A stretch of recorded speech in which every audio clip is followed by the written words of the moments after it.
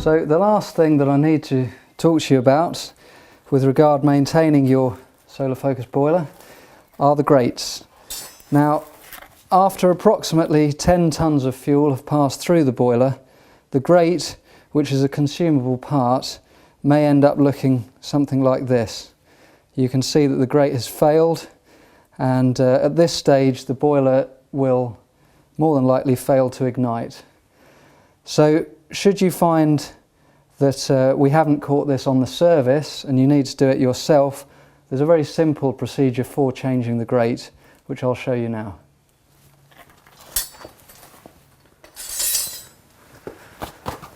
So we need to open both doors.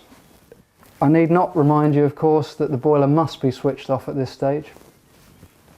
We're going to open both doors, the lower door and the combustion chamber door up here.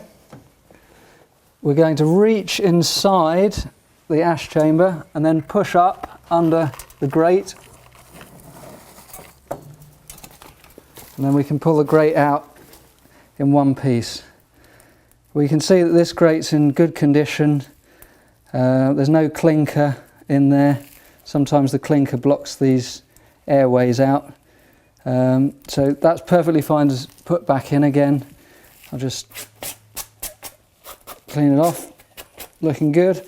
Right, so now when you put the new grate back in, or the old one if you've just cleaned it, you just need to make sure that the sill that it sits on is actually free of pellets or clinker or any other kind of debris.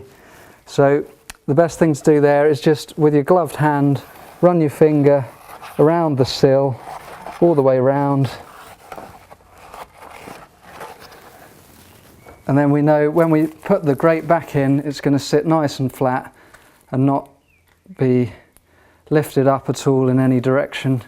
We don't want that to happen because the ignition air comes in at the side of the grate just above it, and if it were wonky in there that could prevent the boiler from igniting. So once we've cleaned that sill, we'll just slide the grate back in, check that it's nice and level, and that's it, job done. So we can shut the door again, make sure that the seal is good on the door, that the latch engages properly. Do the same with the lower door. And that's it, we're done.